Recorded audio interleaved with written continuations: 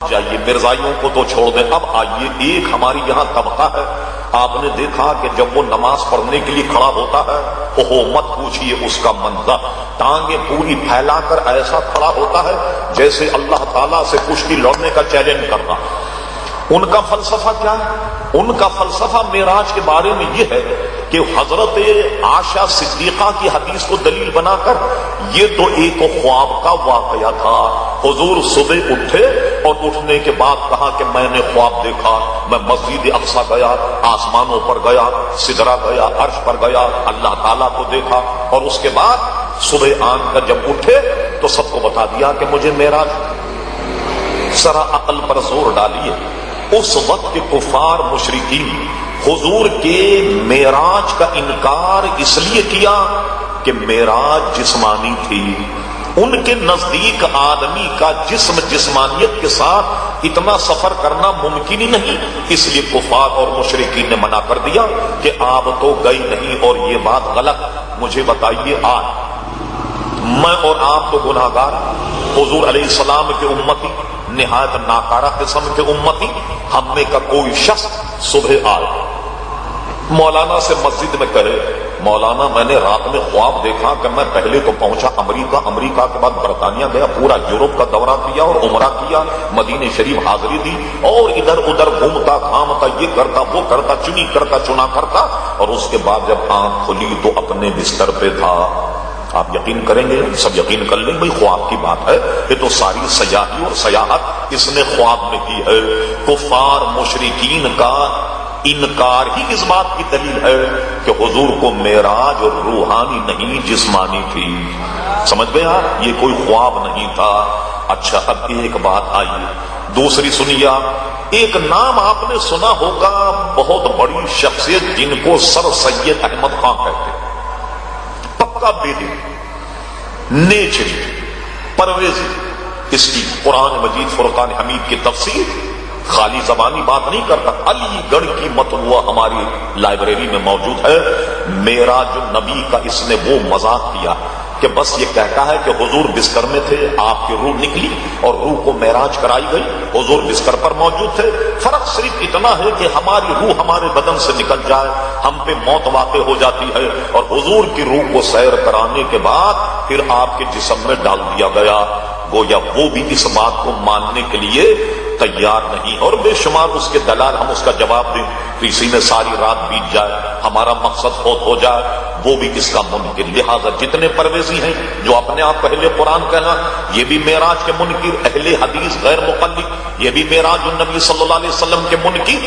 لیکن ہو سکتا یہاں اہل حدیث حضرات ہوں تو لیجئے, وہ کہتے ہیں ان کی دلیل حضرت عائشہ صدیقہ فرماتی ہیں کہ جب حضور کو معراج ہوئی تو میں نے حضور کے جسم کو گم نہیں پایا, حضور تو میرے بستر پہ موجود تھے, اس لیے پتا لگا کہ حضور کو معراج جسمانی نہیں ہوئی. آئیے صاحب, اگر واقعی وہ اہل حدیث ہے, ہمارے چند سوالوں کا جواب وہ دے, اور آپ بھی ذہن میں رکھ کر اس سے پوچھئے. سنیے, سب سے پہلی بات یہ طے کی جائے کہ معراج حضور کو کس عمر میں ہوئی. ایک بات یہ, ان کی بنیاد حضرت عائشہ صدیقہ کی حدیث ہے, یہ بھی آپ اپنے سامنے رکھیے. اب سنیے آپ, ایک قول یہ ہے کہ حضور کو معراج 42 سال کی عمر میں ہوئی. یہ قول میں نہیں کہہ رہا, امام اجل امام الائمہ حضرت قاضی ایاز رحمۃ اللہ علیہ نے کتاب الشفا میں نقل کیا. اگر مان لیا جائے کہ حضور علیہ الصلوۃ والسلام کو معراج 42 سال کی عمر میں ہوئی, آؤ حدیث داں صاحبان میدان میں آئیے ذرا. اگر حضور کو معراج 42 سال میں ہوئی تو 42 سال کی حضور کی عمر میں حضرت عائشہ صدیقہ پیدا بھی نہیں ہوئی, جس پر تمہاری بنیاد دلائل کی, وہ تو پیدا بھی نہیں ہوئی. اب بتاؤ, جب حضور کے معراج کے وقت میں حضرت عائشہ صدیقہ پیدا بھی نہیں ہوئی تو اب ان سے دلیل پکڑنا کہاں کی ہوش مندی ہے, وہ تو پیدا بھی نہیں ہوئی. ایک بات, چلیے مان لیا کہ وہ پیدا ہو گئی, حضور علیہ السلام سے نکاح بھی ہو گیا. سنیے اس کی تفصیل. اگر مان لیا جائے کہ حضور علیہ السلام کو معراج 50 سال کے بعد ہوئی, جس وقت حضرت عائشہ صدیقہ حضور کے نکاح میں آ گئی, تمام محدثین اس پر ان کا اجماع کسی کا اختلاف نہیں کہ حضور حضرت عائشہ صدیقہ سے حضور کا نکاح ہوا مکہ میں، لیکن رخصتی ابھی نہیں ہوئی۔ رخصتی کہاں ہوئی؟ مدینہ منورہ میں۔ اور سے سن رہے ہیں، شادی ہوئی مکہ مکرمہ، رخصتی ہوئی مدینہ منورہ میں۔ شادی مان لی جائے 51 یا 52 سال کی عمر میں معراج کو مان لیا جائے تو اس وقت بھی حضرت عائشہ صدیقہ حضور کے گھر میں نہیں تھیں۔ حضور کے گھر میں کب آئیں؟ مدینہ منورہ میں۔ معراج کہاں ہوئی؟ قرآن سے سنیے، سبحان الذی اسری بعبدہ لیلا من المسجد الحرام۔ مسجد حرام کہاں ہے؟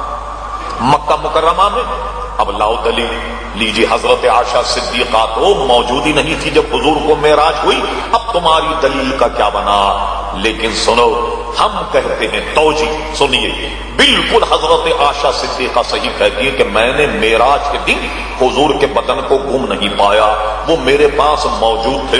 تفصیل میں اگر جائیں، میں نہیں کہہ رہا، امام اجل امام الائمہ شاہ عبد الحق محدث دہلوی کہتے ہیں ایسے لوگوں کو غلط فہمی اس لیے ہو گئی اور یہ حد تک نہیں پہنچ پائے۔ حضور علیہ السلام کو معراج ایک نہیں ہوئی، حضور علیہ السلام کے معراج کی تعداد 37 ہے۔ 37 مرتبہ معراج، 36 مرتبہ حضور کو معراج روحانی ہوئی اور ایک معراج جسمانی ہے۔ جسمانی معراج مکہ میں ہوئی، کسی روحانی معراج کا حضرت عائشہ صدیقہ ذکر کرتی ہیں اور تم سمجھے کہ اس معراج کا وہ انکار کرتی ہیں، تو میں یہاں مسئلہ سمجھنے میں غلط فہمی ہو گئی۔ بہت آسان کر کے میں سمجھا رہا ہوں، آپ کی سمجھ میں آ رہی ہے بات؟ تو اب بتاؤ، حضرت عائشہ صدیقہ تمہاری معراج کی اگر گواہ ہیں، وہ تو حضور کے گھر میں موجود ہی نہیں تھی، تو تطبیق کیسے ہوگی؟ وہ کسی اور معراج روحانی کا ذکر کر رہی ہیں اور ہم حضور کے وہ معراج کا ذکر کر رہے ہیں جو حضور کو مکہ میں ہوئی۔